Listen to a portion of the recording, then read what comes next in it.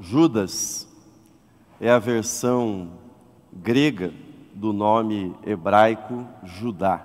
Portanto, Judas e Judá são os mesmos nomes, sendo Judá em hebraico e Judas a versão grega desse nome.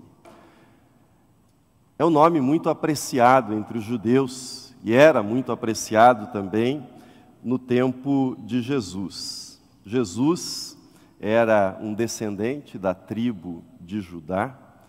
Pelo menos 8 pessoas no Novo Testamento têm esse nome, Judas, sendo que 2 delas são discípulos de Jesus Cristo. Jesus tem um irmão chamado Judas, que é o autor da epístola, da pequena epístola inserida antes do livro do Apocalipse. Portanto, esse era um nome bem conhecido e bastante apreciado entre os judeus. Judas significa louvor, louvor. Um nome associado à tribo de Judá. Uma pessoa, nesse caso, Judas Iscariotes, que pertencia ao círculo dos 12, alguém que ouviu os ensinamentos vindos dos lábios de Jesus, que presenciou os milagres realizados por Jesus. Tudo isso não foi suficiente para deter Judas no seu caminho rumo à traição, na direção da traição. A Bíblia trabalha sempre com 2 planos, e no texto que nós lemos, esses 2 planos estão presentes. O primeiro é o plano histórico, envolve as pessoas, as decisões que as pessoas tomam, as consequências dessas decisões. Esse primeiro plano trata de datas, de fatos objetivos que estão registrados nas Escrituras.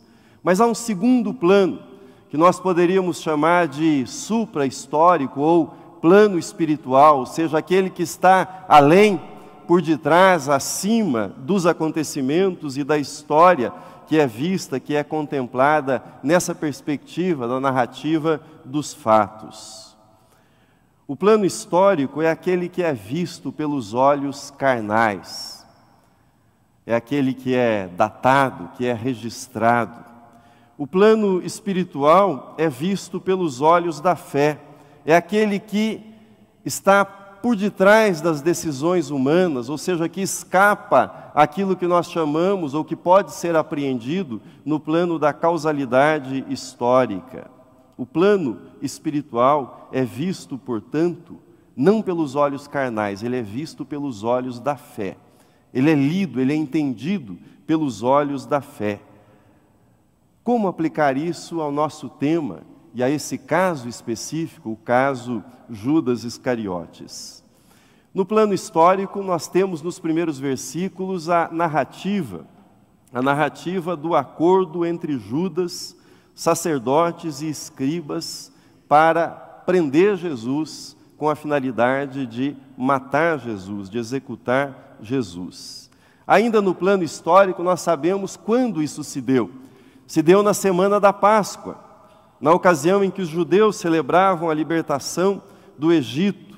E eles buscavam, segundo a narrativa, uma ocasião para prender Jesus sem que estivesse no tumulto da multidão, do povo, porque temiam algum tipo de reação popular. Na Páscoa, a cidade de Jerusalém recebia muitos peregrinos e se estima que em torno de 200.000 pessoas estivessem, ou 250.000 pessoas estivessem presentes em Jerusalém quando Jesus foi preso e depois executado. Portanto, Jerusalém era um verdadeiro barril de pólvora, porque os judeus lembravam a libertação do Egito, eles estavam sob o jugo dos romanos e temiam os sacerdotes e os escribas que uma confusão soasse para os romanos como um levante, que isso significasse uma repressão que traria prejuízo para todos, e eles não queriam portanto, esse tipo de confusão, queriam executar Jesus, mas sem provocar nos romanos qualquer tipo de incompreensão. Esse é o plano histórico. No plano supra-histórico, isto é, espiritual, uma outra trama está se desenrolando nessa semana que nós estamos analisando. Qual trama é essa? Aquela que começou antes do Éden, com a rebelião do anjo Lúcifer, com a sua queda, com a sua expulsão. Uma trama que começou, que teve continuidade no Éden, quando esse mesmo anjo, na forma de uma serpente, dirigiu-se ao primeiro casal, e dirigiu-se especificamente a Eva, perguntando-lhe, dizendo-lhe, se Deus havia proibido que eles tocassem, que eles comessem de toda a árvore do jardim, e ouviu de Eva que não era assim, que na verdade Deus havia proibido o acesso à árvore que estava no meio do jardim, e que se dela comessem, eles haveriam de ter como consequência a morte, morreriam. Então, a serpente astutamente lança a dúvida na confiança da palavra de Deus, ou em relação àquilo que Deus diz, dizendo, não é assim, não é bem assim. Na verdade, não é nada disso.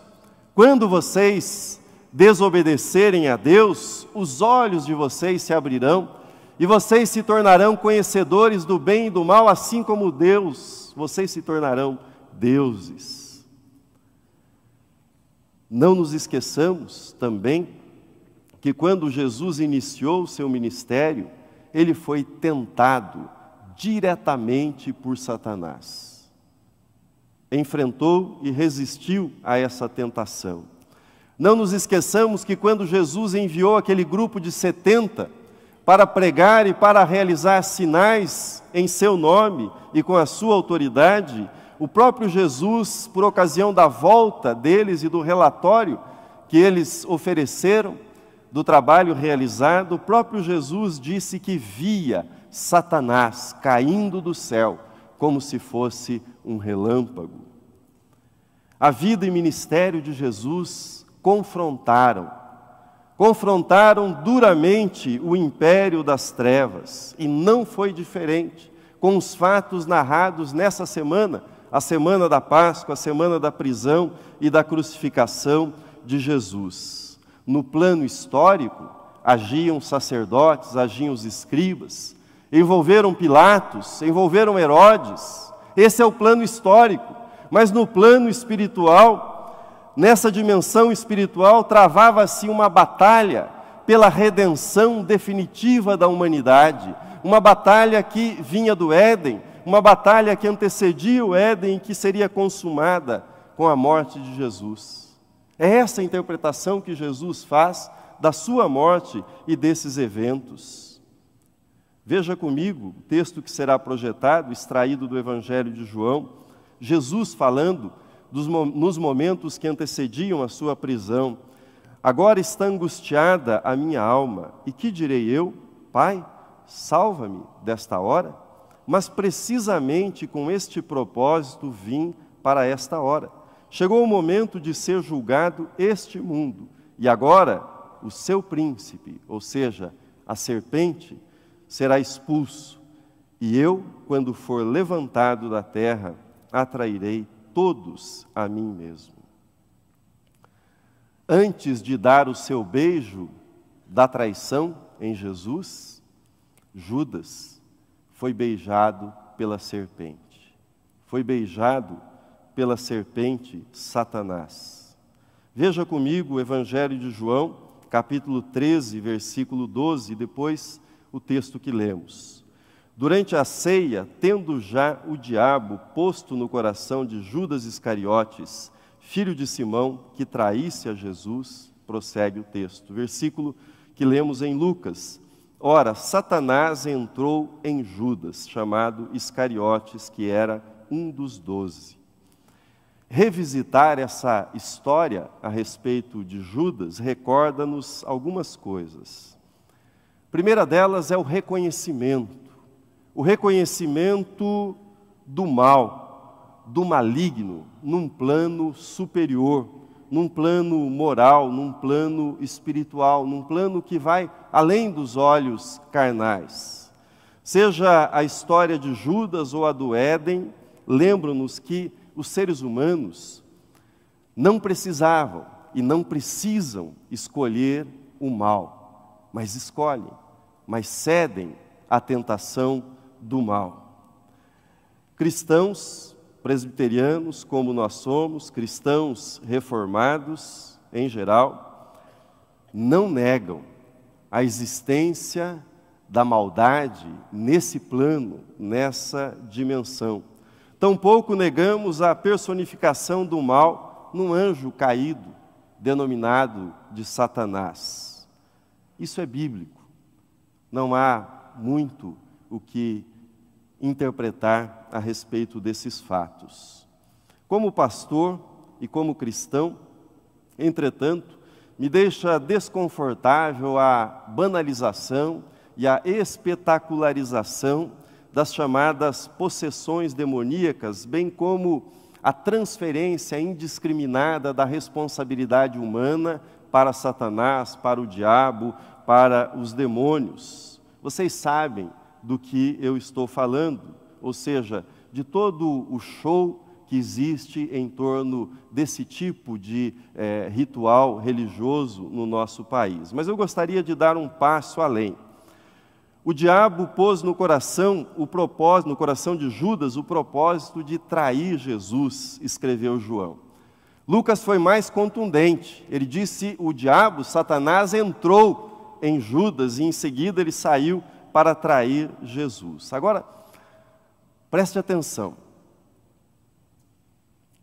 Judas não caiu, Judas não babou, Judas não se retorceu, não se contorceu, não rolou pelo chão e tantas outras coisas que são comumente associadas à ação diabólica, à ação demoníaca. Entretanto, Lucas afirma que Satanás estava nele, havia entrado nele. Em mais de 2 décadas de trabalho pastoral, digo para vocês, sem medo, com plena sinceridade, os casos de possessão ou possessões que vi eram induções culturais, religiosas, e alguns deles claramente eram casos psiquiátricos, de pessoas que tinham transtornos e precisavam de ajuda psiquiátrica. Uma pessoa pode ficar fora de si, descontrolada emocionalmente? Claro. Nós encontramos, por exemplo, a história do endemoniado gadareno, que fazia mal a si mesmo, que vivia fora de controle.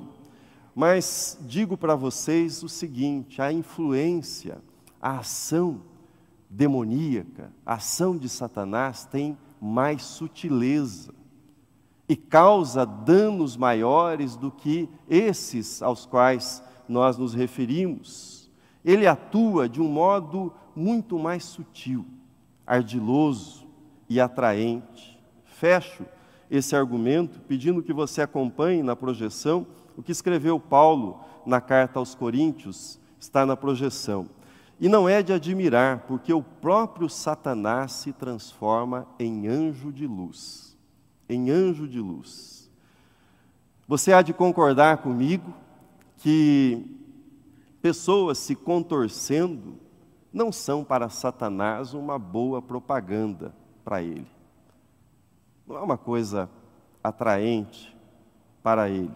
Entretanto, a atração do sucesso, do poder, do prazer, da riqueza, funcionam bem nas mãos do pseudo-anjo de luz. Satanás havia entrado em Judas. Ele não se retorcia, não balbuciava palavras sem sentido, mas ele negociava bem. Ele sabia como negociar. Ele sabia vender a sua fidelidade, ele sabia negar os seus valores. Satanás havia entrado em Judas e ele não perdeu a noção do tempo, do dia, da hora, mas diz o texto bíblico que ele buscava uma ocasião oportuna. Ele estava no pleno uso daquilo que nós chamaríamos de razão, de capacidade mental. A Bíblia, muitas vezes nós mistificamos e espiritualizamos esse assunto, mas a Bíblia diz algumas coisas chatas e contundentes sobre os mecanismos pelos quais Satanás atua e mecanismos esses que nós muitas vezes nos recusamos a identificar como instrumentos da atuação satânica.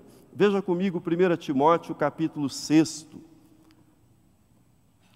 Porque o amor do dinheiro é a raiz de todos os males, e alguns nessa cobiça se desviaram da fé e a si mesmos se atormentaram com muitas dores. Disse no domingo passado, nós lemos isso, que Judas amava o dinheiro. Seu amor ao dinheiro e sua corrupção, talvez no início pequena, furtava uma pequena porção daquilo que era depositado no caixa central dos discípulos do grupo apostólico. Isso foi abrindo pequenas frestas, até que um dia essas pequenas frestas se transformaram numa grande porta pela qual Satanás entrou e acessou o coração de Judas. William Barclay, comentarista bíblico, escreveu, que está aí na projeção: mas o que é certo é que Satanás não poderia ter entrado em Judas, a não ser que este lhe abrisse a porta. A porta do coração humano não tem trinco do lado de fora, deve ser aberta por dentro. Judas abriu a porta de seu coração para Satanás. Abriu a porta à medida que foi deixando que o amor ao dinheiro crescesse cada vez mais na sua vida, e foi fechando o seu coração para a palavra de Jesus, para a oferta da graça, para a generosidade que ele via na pessoa de Jesus, até que, naquele momento da ceia, diante da oferta do amor de Jesus, ele fechou definitivamente o seu coração para o amor de Deus revelado em Jesus. Muito didático foi Tiago, irmão de Jesus, ao explicar como é que funciona a dinâmica da tentação. O texto está na projeção. Tiago assim escreveu: cada um é tentado pela sua própria cobiça, quando esta o atrai e seduz. Então a cobiça, depois de haver concebido, dá à luz o pecado, e o pecado, uma vez consumado, gera a morte. Judas é a ilustração perfeita dessa dinâmica. A chave, portanto, para entendermos o caso de Judas é o conceito bíblico chamado de tentação. A noção tentação, ela também é importante para que nós coloquemos um equilíbrio entre a responsabilidade humana, as circunstâncias que envolvem as decisões humanas e a atuação também do maligno, a atuação de Satanás, a atuação dos demônios. Ou seja, nós não negamos a dimensão espiritual e não negamos a responsabilidade humana. A chave que explica isso é o conceito de tentação. Caminhando mais um passo, e já caminhando na direção do nosso encerramento, há duas verdades a respeito das tentações que nós devemos lembrar também quando mencionamos esse assunto. A primeira delas é esta: ninguém está livre de tentações. Paulo escreveu: aquele que está em pé, cuide que não caia. Veja que não caia. Paulo estava orientando os cristãos de Corinto, mas ele o faz nessa passagem lembrando que o povo de Israel, depois de ter visto todos os sinais no Egito, ter atravessado o Mar Vermelho, ter visto Deus se manifestando de uma forma tão clara, eles murmuraram, eles cederam a tentações, as mais diferentes tentações. Justamente quando nós pensamos que estamos livres das tentações, nós nos tornamos uma presa fácil para elas. Portanto, ninguém está livre das tentações. Mesmo quando nós estamos naquilo que nós dizemos uma ótima fase da vida cristã, nós não estamos livres das tentações. E o mesmo comentarista, Barclay, ele observa que, em geral, a tentação vem por meio daquilo para o qual naturalmente estamos capacitados e nos sentimos fortes. Lembrei para vocês no domingo passado que Judas era o tesoureiro, lidava bem com o dinheiro, e foi nessa habilidade que ele sucumbiu, ou com essa habilidade que ele sucumbiu. A tentação vem a um cristão, muitas vezes a partir do seu ponto forte, daquilo em que ele é elogiado. Se você faz bem algo, é reconhecido por isso, fique atento, provavelmente você será tentado nessa área da sua vida. Segunda observação, nenhuma tentação é insuportável. Veja o que Paulo escreveu: não vos sobreveio tentação que não fosse humana, mas Deus é fiel e não permitirá que sejais tentados além das vossas forças. Você não é tentado porque seja uma pessoa má. Você é tentado porque você é humano, porque você é pecador. Mas toda a tentação é humana e não vai além do limite que o cristão pode suportar, ou seja, que você pode suportar. Faz parte da racionalização humana justificar o pecado, acentuar as circunstâncias, apresentar a tentação como insuportável, como inevitável. Faz parte da estratégia maligna para que cedamos à tentação, acreditar que de fato ela é inevitável. Mas não é isso que Paulo ensina. E nem Tiago, quando diz: cada um é tentado pela sua própria cobiça, quando esta o atrai e seduz. Com frequência nós afirmamos que a tentação é proveniente de uma fonte externa, mas a Bíblia diz que ela começa sempre internamente, no coração humano, e é aí que ela deve ser enfrentada e deve ser vencida com a graça de Deus. Concluo. Judas sucumbiu à tentação, cedeu à sua cobiça e aos planos de Satanás. No próximo domingo eu quero examinar com vocês as reações de Judas após a traição, o seu remorso e o seu suicídio. Mas quero terminar a mensagem de hoje fazendo algumas observações práticas. A primeira é a seguinte: assim como Deus procura colaboradores, Satanás também procura colaboradores. Encontrou em Judas um excelente colaborador. Segunda observação: Deus, por escolha e não por falta de poder, não invade o coração humano, mas suavemente, mansamente, Ele fala: eis que eu estou à porta e bato. Se alguém ouvir a minha voz e abrir, entrarei e cearei. Isso diz Cristo, o Cristo vivo no Apocalipse. Ao diabo não foi permitido e não é permitido ocupar o coração de ninguém sem que o próprio ser humano lhe abra a porta.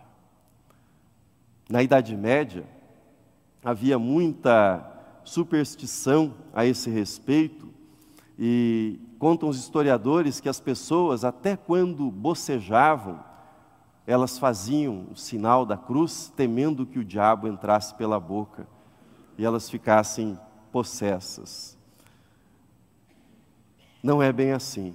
Satanás transforma-se em anjo de luz, afirma Paulo, ou seja, ele atrai os seres humanos por meio das coisas bonitas, daquilo que é sedutor, daquilo que é atraente, não por meio de coisas que são repugnantes e repulsivas aos olhos humanos.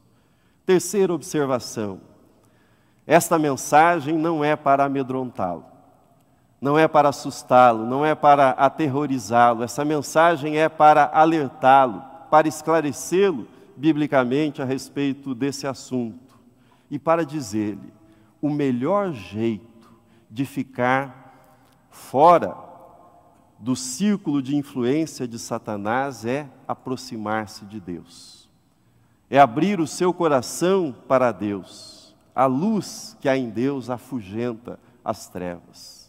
Não há outro jeito, não há outra maneira. O apóstolo João escreveu: sabemos que todo aquele que é nascido de Deus não vive em pecado, antes aquele que nasceu de Deus o guarda, e o maligno não lhe toca. E o maligno não lhe toca. Pode tentar, mas não pode tocar naquele que é nascido de Deus. Ele tentou todos os apóstolos,